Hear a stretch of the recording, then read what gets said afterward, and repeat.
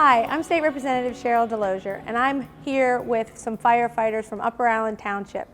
And we have had a lot of legislation going through in the recent week dealing with the issue of volunteer firefighters. And we're very, very honored because 9 times out of 10, we have the person that is responding to the call is just that, a volunteer. We certainly have our paid firefighters in our bigger cities, but when it comes to our area, and especially in the 88th district, we have a lot of really dedicated volunteers that come when that call is made. And that's something that some people don't think about because they just expect it. But there's a lot that goes into it. So I'm really glad to have some folks from Upper Allen. Thank you guys for being with me, being the guinea pigs to come out and talk to us. Drew the short straw here, whatever. So as we go through it, can you guys talk a little bit and introduce yourselves, but also talk about how long you've been with the fire service? Because I know that we have some new guys and we have some folks that have kept it going for many, many years. But your experiences that come along with being the volunteer force that we have as our firefighters. Okay. I'm Darren Feeser. I'm a lieutenant here at Upper Allen. I've been here for about 3.5 years. I got involved because my brother-in-law did it, ran here, and kind of got me interested. So I joined, and once I joined, I was kind of stuck with it. It was all I wanted to do, so I've been here ever since. Drug you in, hooked you in. Exactly, yep. And I've basically just, the more I became involved, the more I wanted to do it, and I wanted to become more involved. That's why I wanted to become a lieutenant. Kind of help make more of the decisions that go along with the fire company with the fire department. Right. Great. Thank you. Next, sir. Next. My name is Ron Dean. I'm president of the fire department. I've been here for 55.5 years. That half is very important. Yeah. I'll tell you what though, when I joined the company in '65, I didn't know what I was getting into, but once I got into it, it was to help the general public, to give my time to help other people. And I've been doing it ever since. I enjoyed every minute I've been in it. I enjoyed every bit of it. So.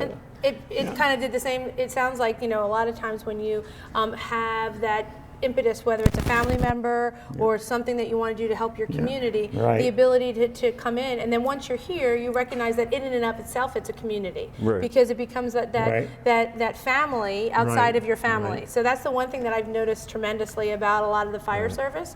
So one of the biggest issues that we have, and with the state, we've passed a number of pieces of legislation because our issue with volunteer fire companies is that it's dwindling, and we can't get the folks like yourself to come out. Your brother-in-law was kind of the instigate, that made you want to come out, and your ability to do community service. But the issue is that how do we attract more of you to come out and help us out? So the legislation that we passed dealt with the ability for you to get some dollars in assistance when you go back to school. So can you talk about the hours that you have to put in as a volunteer in order? That is one of the amazing things to me is the amount of training that people don't realize what it is that you have to go through. So we're trying to say that you deserve to be able to have go back to school and get some education because of all the tremendous hours that you put in for your community. Can you talk a little bit about the training that you need? Right. So just to become an interior qualified firefighter, it's 160 some hours, I believe. It's a modular series, A through D. And then after that, there's classes like truck company ops and vehicle rescue, and anything you can think of that deals with fire department. There's plenty of classes out there.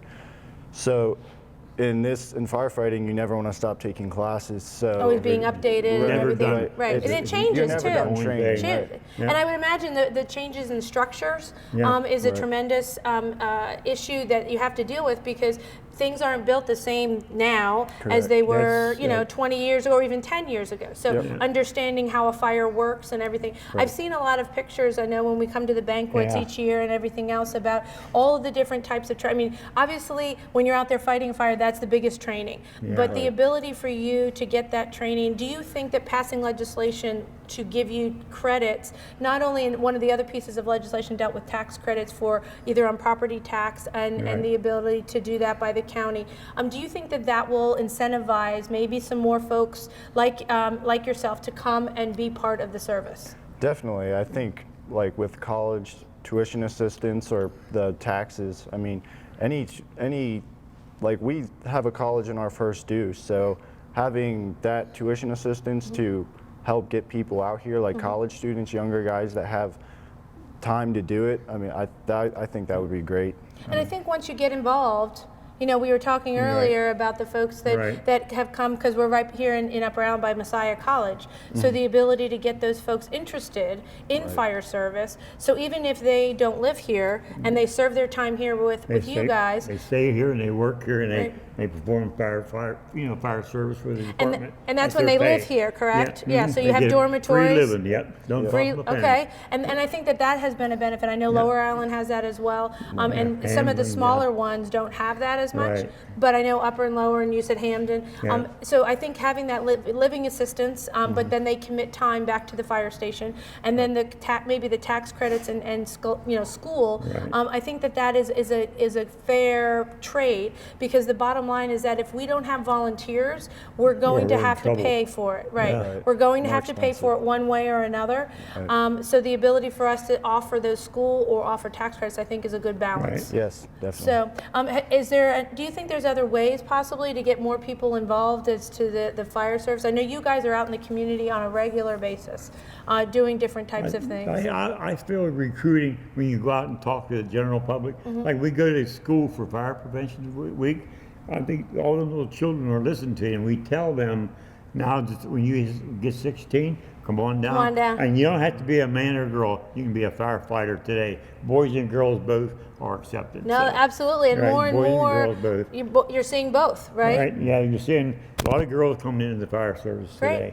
Yep. Well, the ability to get out there in the schools, I think, is imperative to be able to educate folks, because in the past, my understanding, correct me if I'm wrong, is the fact that it had always pretty much been generational in families, and you still see that to a point. But more and more people are getting real busy, and they don't necessarily want to do that same type of firefighting. So when you get into the schools and talk to them about how hard you guys have worked, and they see different types of faces. They see your face having been here for a long, long time. And then new folks that are willing to step up. Yeah. And I say, it's a long road to hoe. But right now, we're fortunate to be all right. But when the companies go out on calls today, they call for mutual aid for help. That's what gets the manpower out. If it wouldn't be for mutual aid, we wouldn't have the manpower. Everybody pulling together. I know that happens when, like, if you guys are on a call and Lower Island shows up and West Shore shows up and Hamden shows up. The ability to have all of those folks in one place. So the state training that is required, and the folks that when you go out and everything else, you think that the training is very beneficial? I mean, it's a lot of hours on top of you responding to calls as well as your just daily lives. But how important is that training that you guys go out on? Go ahead, Aaron. I believe training is the most important part of our job.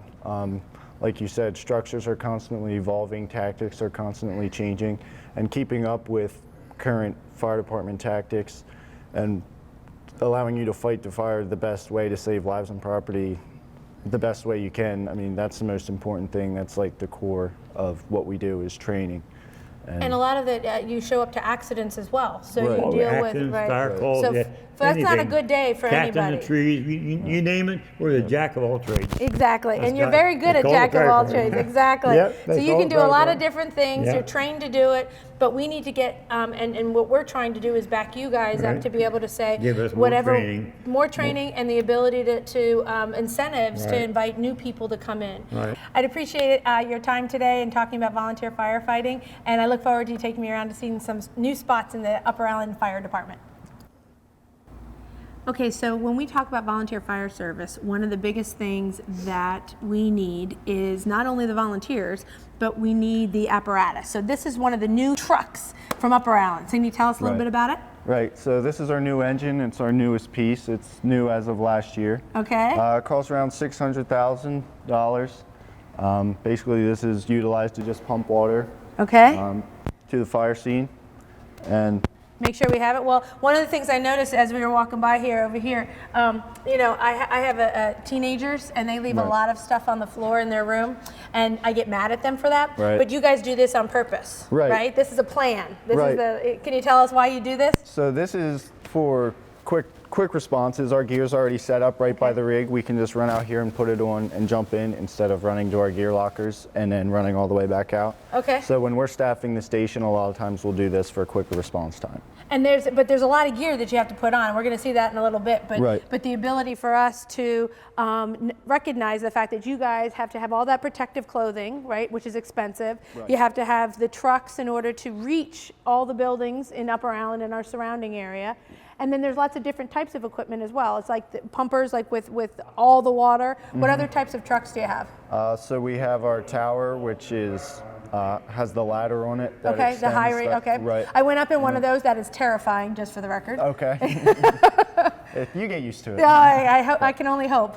But- I will not get used to that. I'll leave that to you Okay. guys. Okay. Well, that's why we're here. Okay, that's good. And then we have another piece. It's our squad. That's mainly for rescue, vehicle rescue, Okay. road rescue, stuff like that. For accidents and that type of Correct, thing. Okay, correct. great. Well, a lot of this information is the fact that these trucks don't come free, and you mentioned that it was $600,000 for this brand new truck. Right. How is it that you think how do you raise that money? I know you guys are always fundraising. You have a lot of different dinners. You have different events in the community. Can you talk a little bit about all the fundraising that you have to do? So the fundraisers we do is we have about 4 chicken barbecues every year. We sell Christmas trees in November, December, and then we will do some craft shows as well. Yeah, I saw a sign for one out there. Right, and that's about all the fundraisers we do. Well, the idea behind it is simply the fact that it doesn't come free. So you get assistance from the township itself. Right. But the other side of it is that you guys are working hard, fighting fires, volunteering your time. But on top of that and the training, you're also out there doing fundraisers. So it's a lot of time commitment and the ability to get folks interested in it.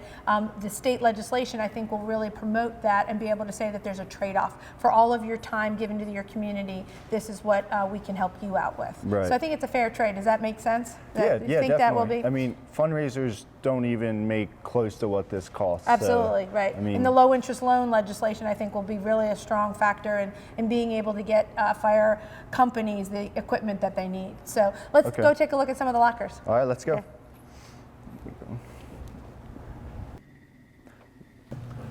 So in here is our gear room. This is where we store all our turnout gear.